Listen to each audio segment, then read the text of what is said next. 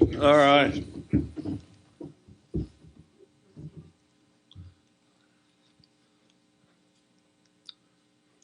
Coach, obviously a big day, eventful day on the Mississippi State campus. When you think about the future, what do you need as a football coach from an athletic director? What are the things that you want and need, and how does that relationship benefit you and your program? The biggest thing, you just want to, kind of keep all the plates in the air. Because what that does is eliminate distractions as there's new, legislation, things like that. Have a plan, keep it lined out. You want them to leave you alone. You want them to have enough money to keep everything going at the various aspects so that you're competitive with your competition, and you want somebody that, you can, that's common sense enough to work through problems. Mike, what was your kind of relationship with John like, and what are your thoughts on the whole events that transpired of his departure? I thought John was great. Got along good with John. I just kind of go back to the first thing every week. I mean, are you surprised this happened? I'm surprised this happened, but I'm not surprised something surprising happened. I mean, some surprising happens every week. You just don't know how it's going to manifest itself. But no, it was good. I always enjoyed working with John. What are your overall impressions of this year's Auburn team, and then specifically, what does it take to stop a running back like Tank Bixby? They're good. I mean, they're good. They definitely have players. I mean, Auburn's full of a bunch of players that had offers all over the conference. It's not like us and everybody else wanted those guys on their team. But no, we just got to go out and play well. Play together, play well. Obviously, Auburn fired Brian Harsin today. I guess going against a team with an interim head coach for the first game, how does that kind of affect your preparation for the game? It's probably not, because I don't know how they're going to organize it. And, on one hand, they'll probably do what they've been doing for the season, and then a wholesale change just for a week they're tough to install in that short a period of time. Coach, it's been a while since we've seen you. How do you feel like your team kind of responded during the open day, and how's their preparation been the last few days? Well, I think we're getting better. I mean, we're a work in progress. We're out there trying to improve. I thought we had a real good practice Thursday. What's that guy doing? Is that one of you guys? Yes. But I thought we had pretty good work, and I did think we needed to step away a little bit, and it provided that.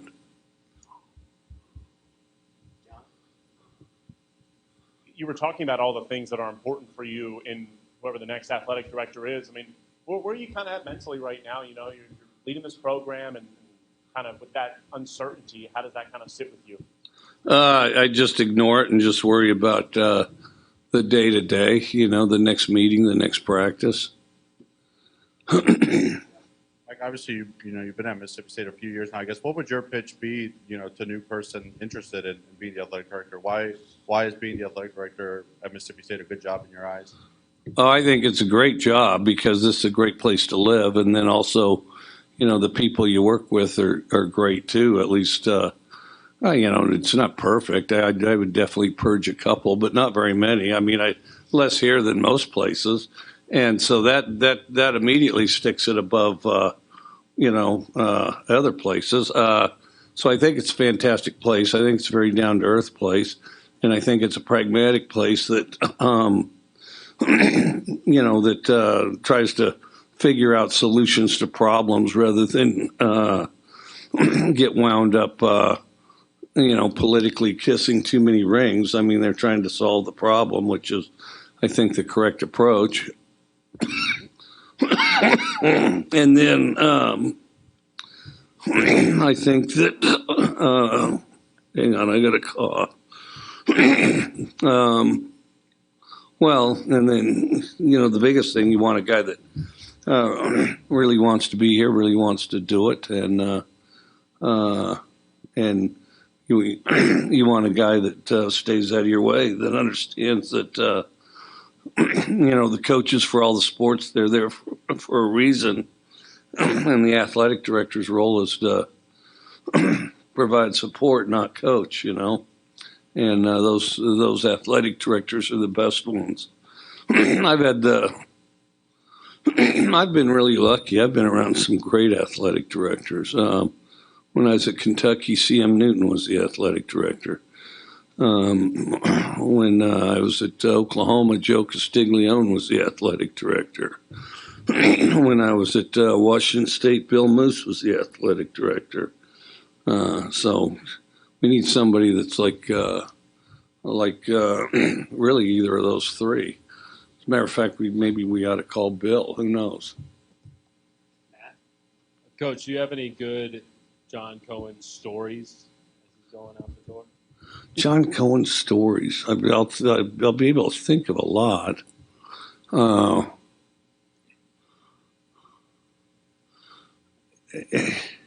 he's a real smart guy. Studies things and stays on top of them. His hours are almost opposite of mine.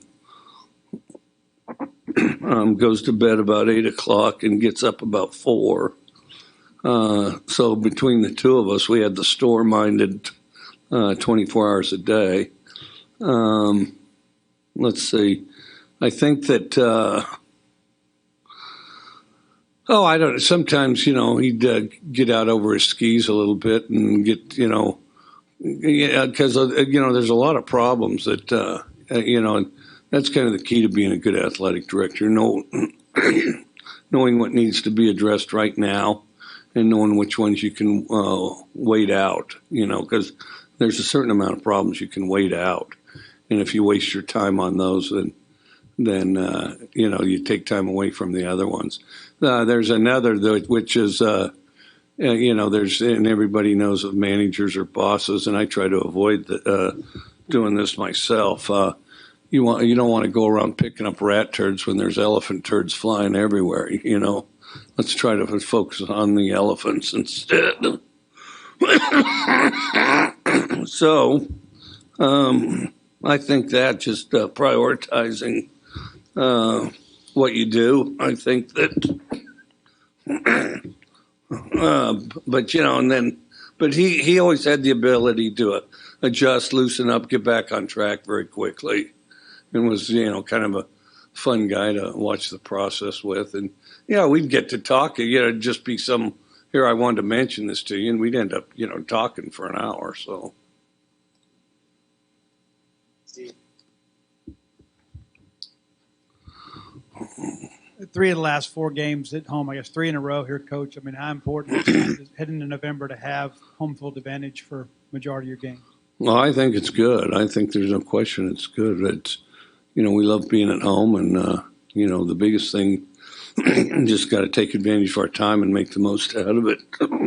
Get the most out of our preparation that we can.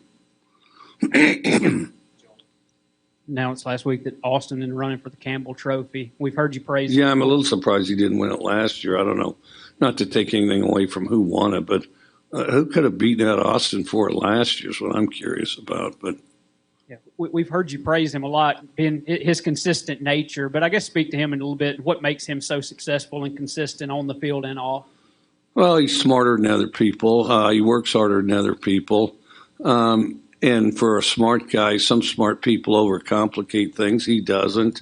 He sees the clear path. The one doesn't get cluttered up in all the details. And then just on paper alone, he's got a bachelor's and 2 masters, and they're not in basket weaving. I'm not sure if they even give degrees in basket weaving. I can't say I've ever met a basket weaving major. But I'd be curious to see their baskets if such a thing exists. But no, they're hard majors. They're the ones that you say, okay, if I major in this, I'll make a lot of money. But it also runs through your mind what classes you have to take, and you consider avoiding them too.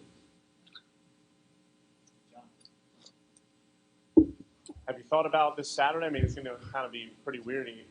John Cohen hands in his resignation today, and now he's going to likely be on the other sideline Saturday. Have you kind of thought about how strange that's going to be? I think you'll speak to him pregame, and just, how awkward will that whole situation be? Well, I'll speak to him anytime he's around, I suppose. But no, you just Auburn, or whoever you're playing that particular week has a funny way of keeping you distracted from all that stuff, from all the little ironies and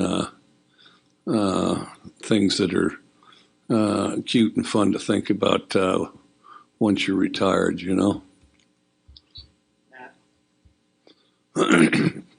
Coach, you've obviously been this for a long time.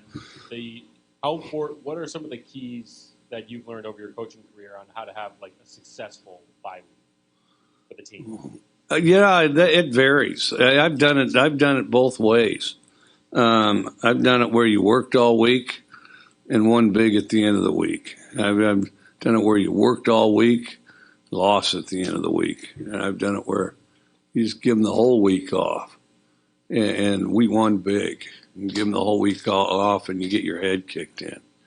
And then, the way I've done it the most, and it's gone both ways some, which is, you try to, you can see the thing is that by the time you say, by the time your strength coaches come in and say, we have some extra time, so you shorten practice a little. The strength coaches come in and say, we have some extra time. I'm thinking we'll lift 4 days this week. Well, at the end, you didn't have a bye week. Might have been worse than a regular week, And then, so, you got to be disciplined about that. Well, what we did is let them off at the front end of the week, and then, had 2 pretty good practices towards the end. Anything else? Close out with Danny.